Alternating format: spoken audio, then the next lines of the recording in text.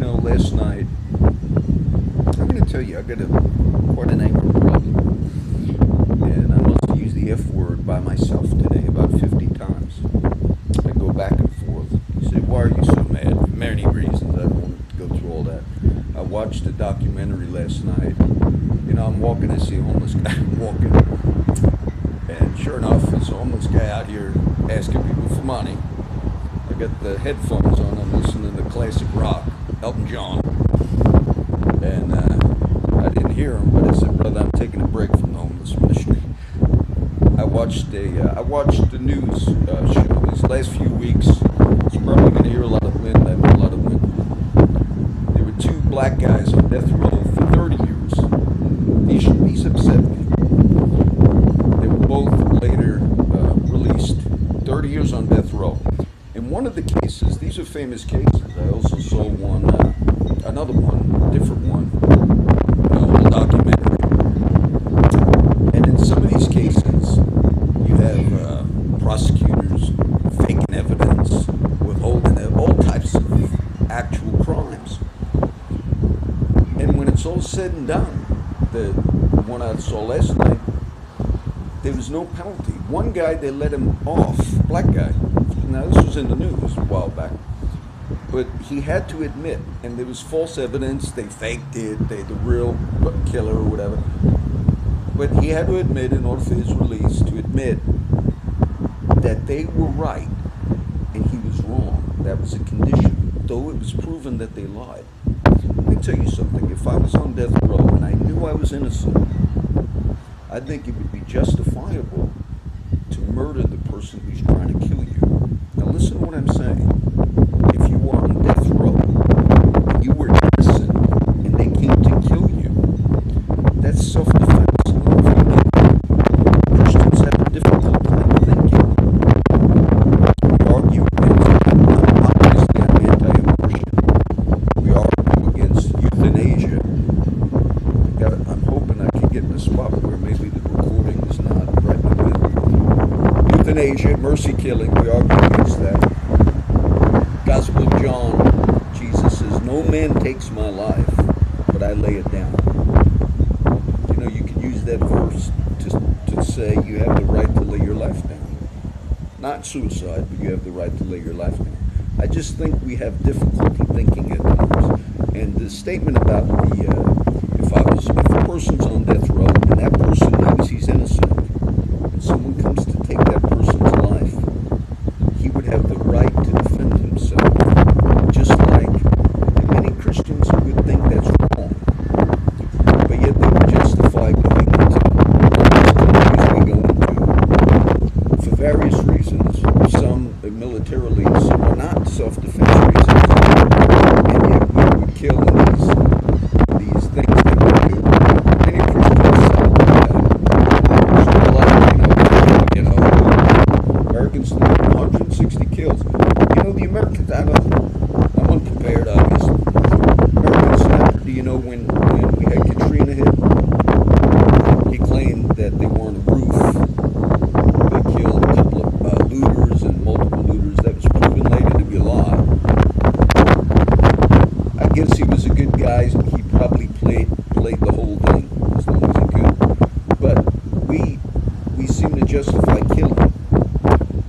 What I'm saying about these cases are these innocent ones that were finally later released. One guy last night said, I watched it last night on the news, two black guys, 30 years on death row, if I believe I'm right, both of them. The prosecutor, now I read this in the paper, he's come out openly and asked forgiveness for what he did. I listened to him last night. I forget his name. I think it's something Morton. Prosecutor, but I remember reading an article. He came out and he prosecuted that black man when the prosecutor was 33.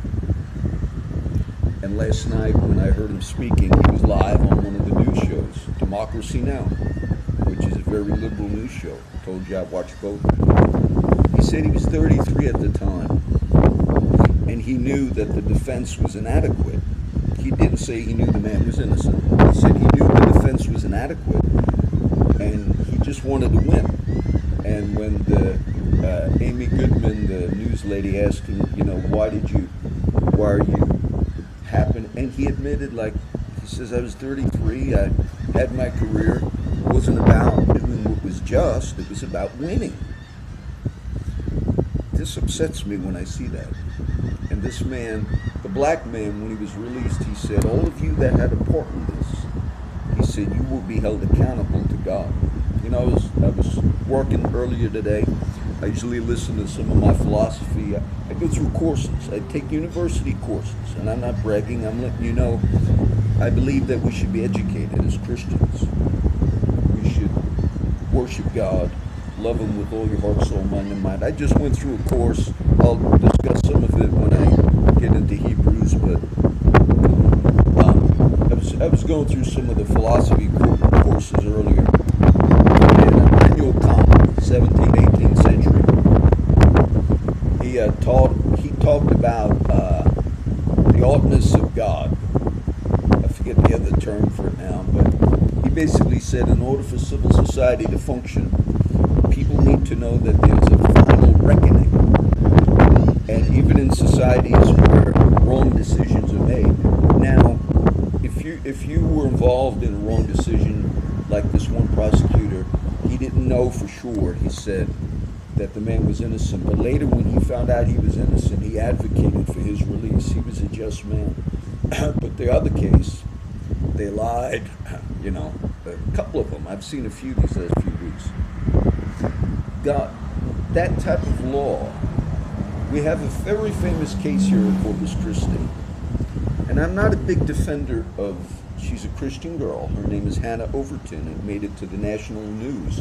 I'm downtown, actually, right now. She has an appeal pending right here at the courthouse, a few blocks from here. I'm a few blocks from the police station right now. And it's a very national case. She had a foster child, Andrew Bird, who died under her care. But there's some questions whether or not the boy was really poisoned with salt or whether he had pica disease, eating disorder disease. I saw just in the paper I'm reading, and it seems like there's questions like maybe the prosecution here knew this, and they're now requesting, they're trying to get the case thrown out. They're going to retry her. It's been sent back to the court. We had a case here a few weeks ago. Just what I read in the papers. Last year there were a drive-by shooting. 2 young kids were killed, which is tragic. Finally, now that case looks bad if you don't solve the cases. So they picked up 2 guys, gang kids. As I watched that, read it. I think that they got the wrong guys. And even the lawyer mentioned that they had a key witness here. They had a key witness that they made a deal with him to testify, and that witness said at a previous hearing for another thing, he made a statement that they were setting him up. Publicly, like, statement that they want me to set him up, things. And I don't know all the details of it, but I had a feeling that they got the wrong kid. They convicted one, capital murder, and the other one they let go. And they said, well, we didn't have enough evidence to... And the lawyer for the man said, the evidence, he said, these kids didn't do it. When I heard him say it that way, it made me feel like that that lawyer was telling the truth about those kids. When in our country, when you have the legal system the way it is, where people are elected to these offices, and you're elected by having, a record of being tough on crime, you got to make sure you're not pushing cases for the sole purpose of, because you're elected to these positions. And some of the cases that I was dealing with, and the ones I saw last night, it seemed like that's what's involved. Why was I use the F word sometimes anymore. Slips out probably when I'm praying, I don't know for sure. So I have to bounce. These things upset me when I see these things. I made this one just now off the cuff because these issues have been bugging me. I might post it as a short little video, a short little talk, but don't be saying, I would never advocate violence. I'm saying if you were a person that was innocent and and you knew it. The person always knows if he's innocent or not. And someone came to take your life, you'd be justified to defend yourself. Even and in the case of the Hannah Overton, I have not been a big defender of Hannah. She's a Christian, and a lot of churches support Hannah. But in the case, I remember you had one of the former prosecutors, I forget her name, there were two, but after it came out, one of them accused Cynthia Orr's, one of them a lawyer now, they accused the other prosecutor, they said that they did illegal stuff. They both worked the case together. But when the case was sent back, came back, Hannah's out right now. When the case was sent back, I remember hearing a lawyer discuss that, just a comment in the corpus paper. He's, in so many words, he said they felt like what was done was wrong, but for the integrity of the system to stand, it's necessary, if there is a conviction, to honor that conviction. It's very strange, isn't it? When you go to you can, I don't know if you knew this, you can have actual cases that are appealed, and in the appeal, you can have actual evidence of the innocence of the person. I heard another legal analyst say, in the appeal, it's not concerned whether the person's innocent or guilty, even in a death penalty appeal. He said all that we're required to do is to make sure the first time they were tried, they had a fair trial. Listen to this. Some legal analyst or prosecutor, whoever it was, said, when you appeal even a death penalty case, this one person, he might have been wrong, but he was a legal guy, he said, we're not concerned whether or not we're going to put a guy to death that might be innocent. That's not our concern in that appeal. Our concern is whether or not the first time around they had what you would call a fair trial. That's unjust. And I'm mad today because I saw those two cases of those two black guys. And for the one case, there was no penalty for the lying, for hiding evidence. There was no penalty for that. When a society does things like that, I'm not saying every case is like that, but in these cases, especially in death penalty, that is not to be respected. That type of a law is not to be respected, because that's, the scripture says God is just as upset with the guilty going free, meaning getting off without any penalty, as he is with the innocent being falsely accused or put to death. The one case we have in the country on the death penalty that's been challenged, that the anti-death penalty advocates usually look for a case, and the one was here in Corpus Christi. It's right here down the road, actually. It was a killing that describes a girl that worked at a store on North Beach, which is right down here. His name is Carlos de Luna. I'll end with just, this is off the cuff, I'm going to end with a story. Not too far from here is where I used to help at the halfway house. There was a judge that was the judge for the Carlos de Luna case, I believe. Her name was Judge Mary. I have a little note written at the house to remember this. Judge Mary, I never knew who the judge was, but in this area where I did a lot of work over the years, working with guys, it's an old man by the name of Pops, old Bobby Birdwell. I like Bobby. I'm going to tell you a funny story about Bobby. He's very famous in AA. I haven't seen those guys in a long time. And Bobby, I told you sometimes when you're working with people, you recognize yourself in the people you're working with. And Pops is a good old man.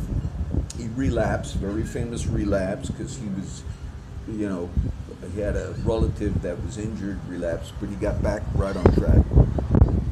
And one day Pops is giving me all these scenarios he used to come up with. He was in the military and they drugged him. And so one day after he's telling me this story, nice guy, I started thinking, right at that moment, one of the last stories he gave me, they're quite in depth, I thought maybe old Pops has got some paranoia going on. I'm just making a video. So right at that point when I thought Pops was getting a little paranoid, he looks at me and he says, and they tell me I'm a paranoid schizophrenic, John. You think they're right? And I didn't say nothing. I thought, oh, actually, probably they are, Pops. But Pops, he did live up here. He's a good man, Pops. I don't remember how I got into Pops. But he told me that there was an old judge by the name of Judge Mary. This is how I realized she was probably the judge for Carlos de Luna, who was put to death. And he said, this Judge Mary retired from the bench. She was a judge here, right down the street, for this county. And she rented an old hotel in a real rough area, not too far, I could probably walk. I think it was at the Tally-Ho off of Leopard Agnes or something. And she lived in squalor and poverty. And she took all the attics in. And she eventually died living like that.